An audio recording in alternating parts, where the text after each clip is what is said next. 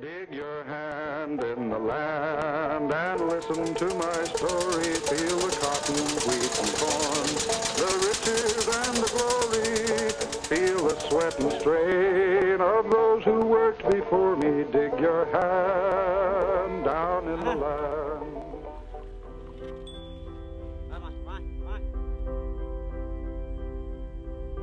Global agriculture has changed more in our lifetime than in the previous 10,000 years. But as with all change, conflicts of interest have arisen. Nowhere is this conflict more poignant than in the story of seed. In this film, we'll look at how the seed has changed in farming and in our culture from a sacred element and the giver of life to a powerful commodity used to monopolize global food production. This conflict between farming and business, between knowledge and control, between truth and propaganda, lies at the heart of the story of seed. Once a company starts to see royalty collections from every seed, it pushes its genetically engineered crops to replace the native crops that farmers and peasants have grown over millennia. We don't know what is in the ecosystem. We don't know what we have in it. So it's nothing to do with feeding the world, it's nothing to do with tackling some of these huge issues we're facing today. It's about control of the food sector, of the food economy.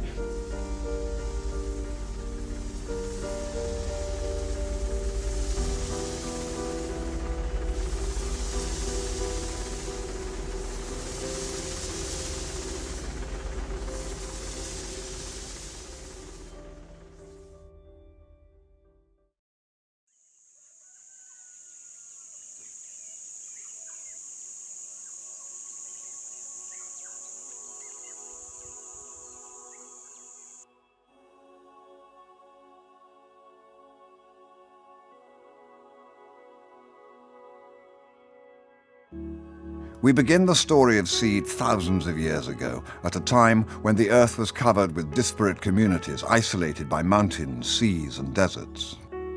A huge diversity of cultures, traditions, and languages evolved across our planet, adapting to the many different climates and ecosystems. Over centuries, the individual societies developed different ideas, cosmologies, routines, and rituals, creating a vast bedrock of diversity. Today, there are still communities around the world who give us an insight into this ancestral past. All traditional cultures have been based on the recognition that the most important reason we are here on earth is to play our role in maintaining life in its diversity. Because seed contains life, seed has been central to reproducing the culture of life. And if you look at rituals in India, in Africa, in Latin America, seed is at the center of it. የምንመገበው ህይወት እስከሆነ ህይወት ነው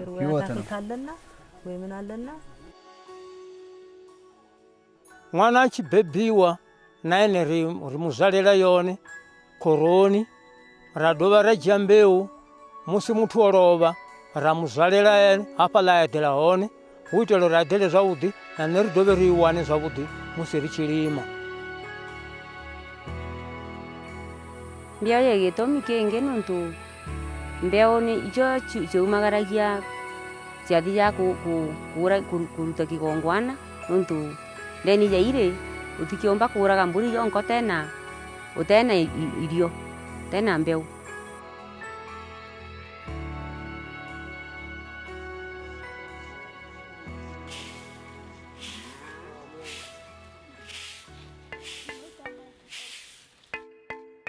As our forebears diversified, so did their seeds, and thus their crops.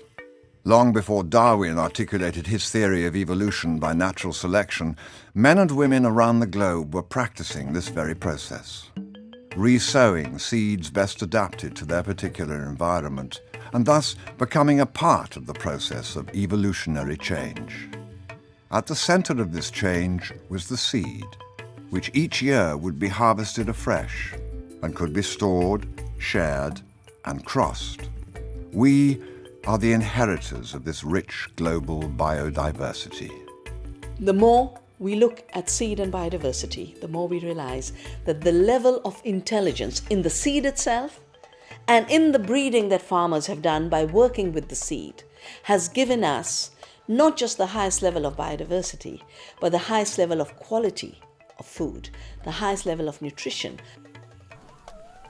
አንድ አይነት ቢሆን ከዘራ ጠፋ ያው የጠፋ ነገር ቅድም የተረጎምኩት ሊሆን ይችላል Farmers breed for resilience, and therefore they breed for cooperative arrangements. They don't breed one crop. They know they must have many crops because the climate changes. They know they must have many crops because nutritional needs are diverse. The production of food in indigenous traditions for most of human history has been to focus on advancing biological diversity.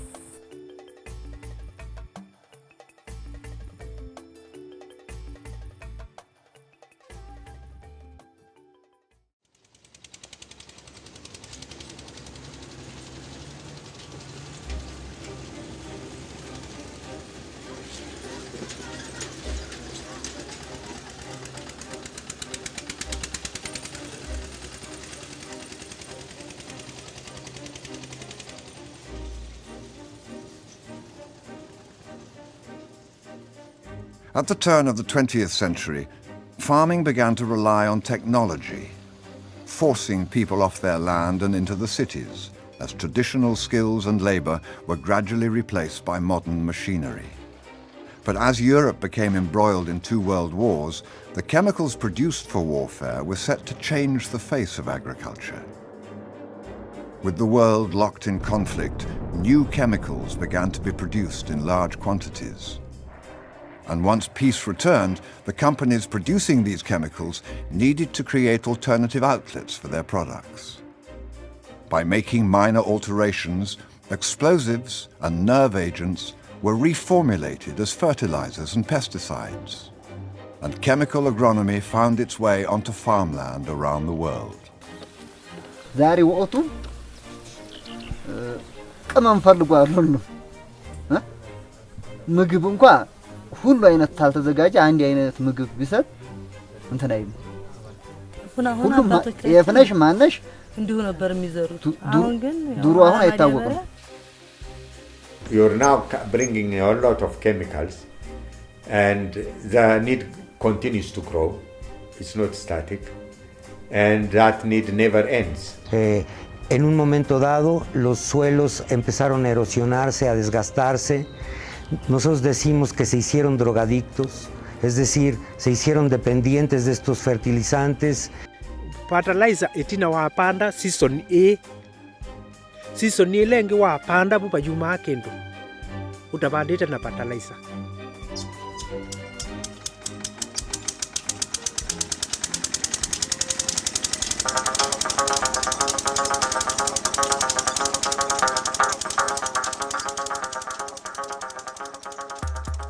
As the farmyard mechanized and chemical use increased, the story of seed was also about to change.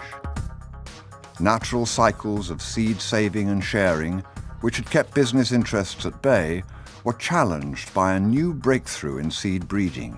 New hybrid seeds, crosses of two inbred parent plants, produced genetically rich first-generation seeds, which would quickly lose vitality in their second and third season. This natural process of hybrid breakdown meant that farmers no longer benefited from replanting their seed. Instead, they had to buy new seed each season. This allowed international corporations to privatize and control the profits from seed. In the 1960s, these corporations began a worldwide proliferation of their new seeds. Recognizing global agriculture as an untapped and hugely profitable market, they set forth to, in effect, privatize the world's food system. Farmers around the world left their traditional farming systems in droves, buying into a dream of greater productivity, less labor, and more money. Monocrops like tea and coffee began to replace indigenous crop species, and subsistence farming on which the local community survived, was replaced by these new monocrops, grown to export. As global food output rose, traditional farmers were being seduced into this new system, despite seeing their production costs rise dramatically, as new seed, fertilizers and pesticides had to be purchased for each new season. And they found their new crops became subject to unpredictable international markets. These farmers had unknowingly bought into a system which was proving less resilient, less sustainable, more expensive, and ultimately detrimental to their survival. Mbewisu tenola wethia wanasio undu umwe wa mbewisu wa newa wa banda tili mbuemwe buelengi ndwaileta umetungia mundani nundu watungia mundani anandesia tondu ikijo kure nikyo ikurehe mbeca kure iringi gutwara murimo no tikuga ni kuria ro iria twariaga tene ri no njega gukira icio. What do you think are the consequences of replacing many different varieties of crops, food crops actually, with a single crop that you cannot eat? I think the real concern is that there is an increasing corporate control of the seed chain, and increasingly that means that a very small number of people are having a massive influence over the way in which farmers are able to farm. Traditional practices of saving seed are now under threat. And what that does essentially is to put corporate profit ahead of the ability of farmers to feed themselves and their communities. Mbeu ina masia ndo itwanga uri mbeu vasava nayo baba na mbiuntswa idor badorenga basapezi ende chikosina hela yabo ya chikale abanga rengi nga uri chadi ono badova bana yo bone badova una zone ya dova kuita zone bo zingwe saila na mbeu ndinga zori kuri batu bote bashangu kababwelele kaza habo.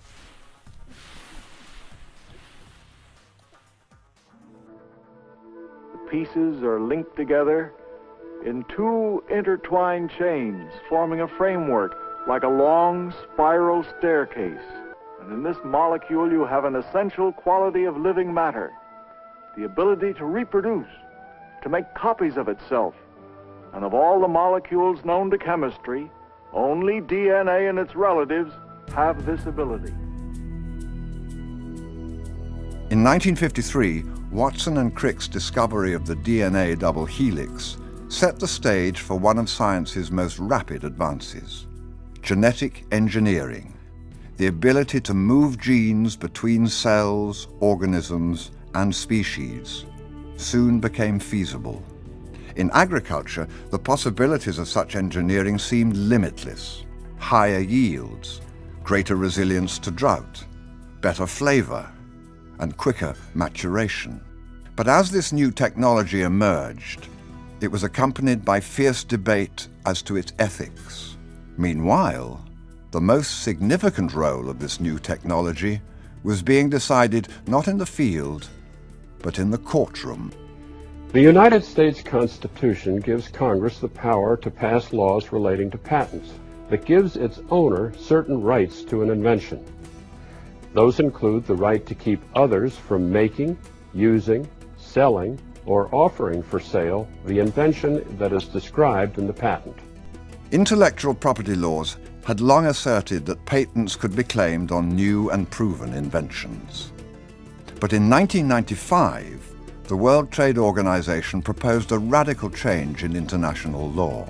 Under pressure from global corporations, they ruled that microorganisms and microbiological processes already existing in nature could be patented.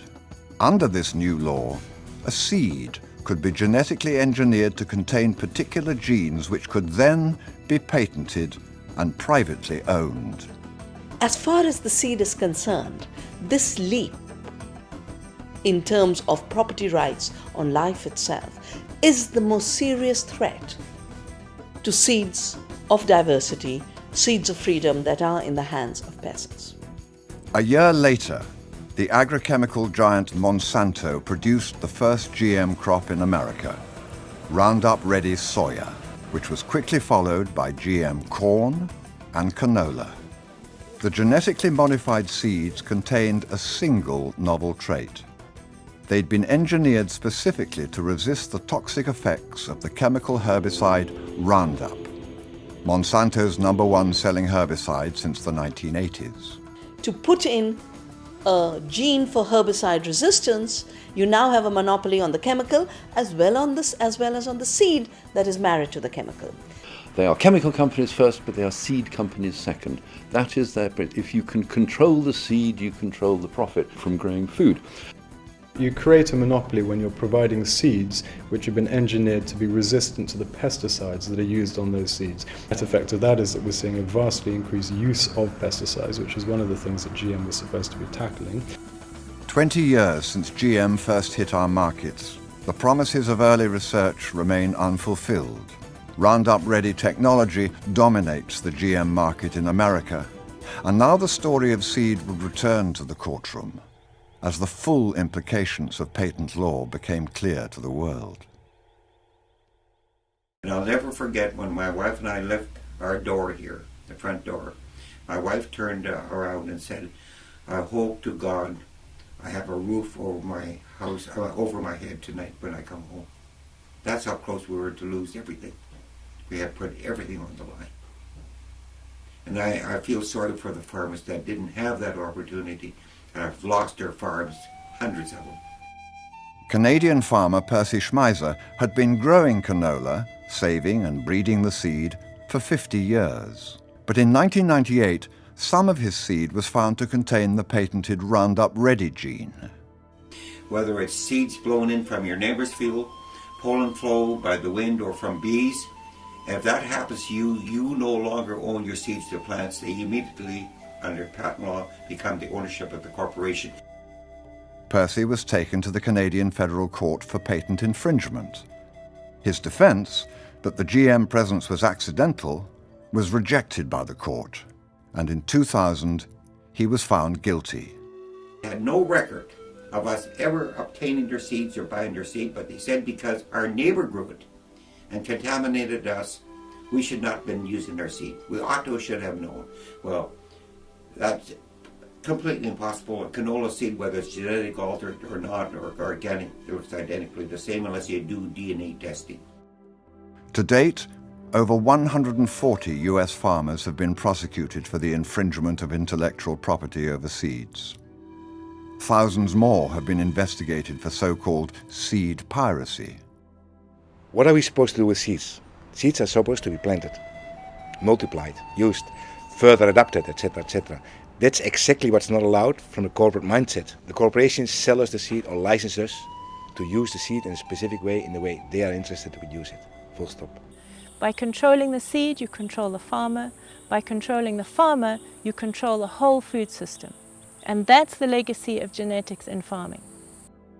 Today, the GM market has spread beyond North America and established itself in Argentina, Paraguay, Brazil, and now in India.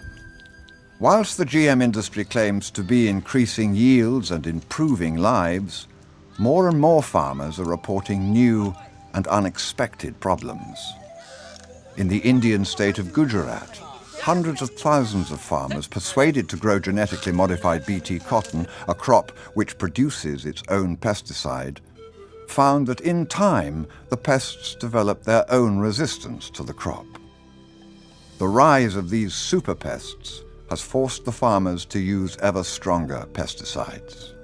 Instead of controlling pests and controlling weeds, you are getting super pests and super weeds. So even in the narrow domain of weed control and pest control, the technology is failing. With the rising cost of seeds, fertilizers, and pesticides, many farmers have been forced into a spiral of debt, and the spread of GM cotton has been linked to a tragic increase of suicides among Indian farmers. In Argentina, thousands of small farmers have been forced to leave their land, unable to compete economically with highly mechanized monocrop farms. Many non-GM farmers have found it impossible to avoid the Roundup herbicide blowing in from neighbours' land and see their crops and their livelihoods perish. And with the mass exodus of farmers from their land, farm biodiversity has decreased still further. Traditional crops have been replaced. Herbicide use has risen dramatically, and hard-learned knowledge and farming systems have been elbowed aside. With the loss of diversity, you lose your security, because diversity is synonymous with security. It also means improved livelihood, it means improved nutrition, it means improved division of labor. All this would be lost to one crop. We have to realize that diversity means survival. Diversity means being able to continue to produce, being able to continue to be a farmer. And without that, I think it's very important to realize that we're simply not being able, we will not be able to produce the food we need if we allow that this kind of diversity is further eroded.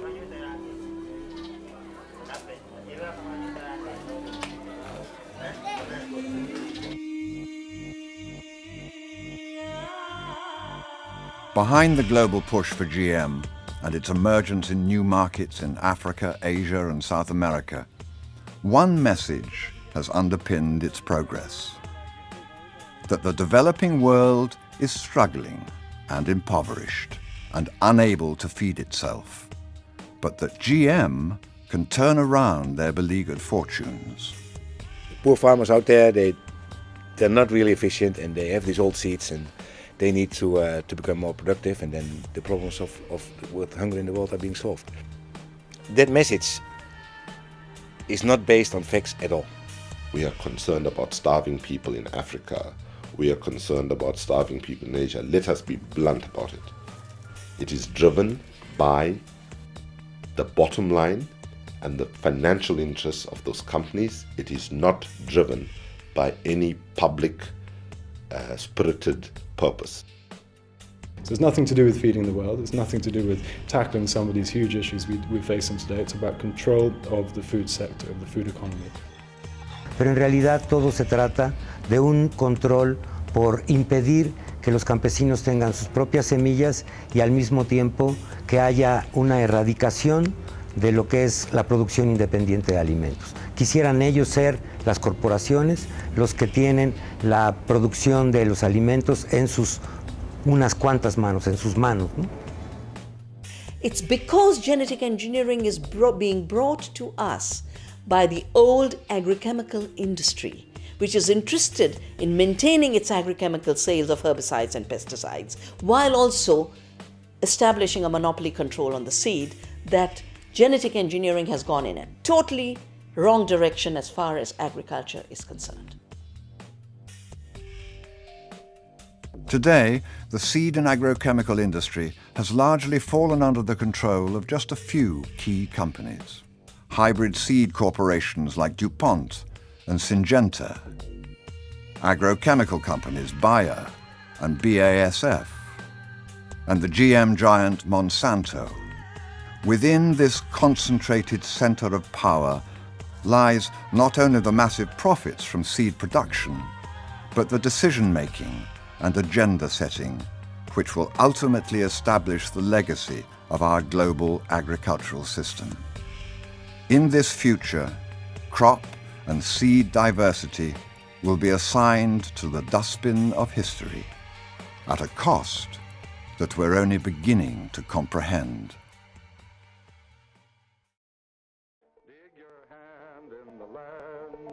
Touch the toil and sorrow in the soil where the greenbacks never grow on what I borrowed. Dig down and tell me where's my seed for tomorrow. Dig your hand down in the land.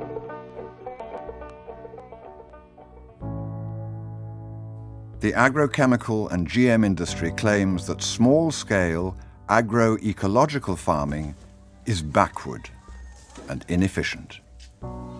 But the reality is that in spite of the unrelenting pressures they face, it is these farmers who feed 70% of the world's population. These traditional farming systems use less land, less water, and fewer resources. They grow healthy, nutritional food and nurture greater crop diversity. They protect soils, water, and ecosystems, and they are proving more resilient in the face of climate change. It is these farming methods that can show us the way forward for real food security. Ecological systems, localized, biodiverse, are the ones that are really providing food, nourishment, health, and joy in eating for local communities. We need to decentralize our food system, and if we have to decentralize our food system, decentralized seed provisioning, seed sovereignty must become very much central to food sovereignty.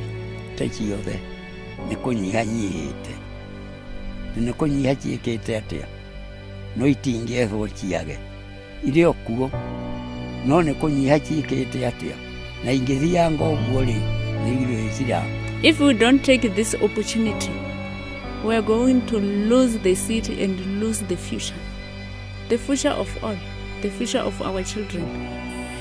So farmers around the world are coming together and are working for food sovereignty, the right for people to produce their own cultural food. Kuima kwa mbeu isi yako kithio kitu ni wa kuimvika utani nundu ndumwe ciana ciakwa yisa kwitha na nza nundu ila na banda mwe ona kwimbua na kutembua nini ninguketha kana mubya. I don't think the public should ever underestimate the potential power that they have should they choose to use it. You know, who would have thought that Murdoch and News Corp could have been brought low by a sense of outrage. I think if we have a much bigger public debate around the kinds of agriculture that we want and the kinds of practices and techniques of some of those big seed corporations, we might just get that same degree of outrage and hopefully a system in the long term that's better for people and the planet. Then if we look at the ancestral way, we find the solution to rebuild what has been destroyed.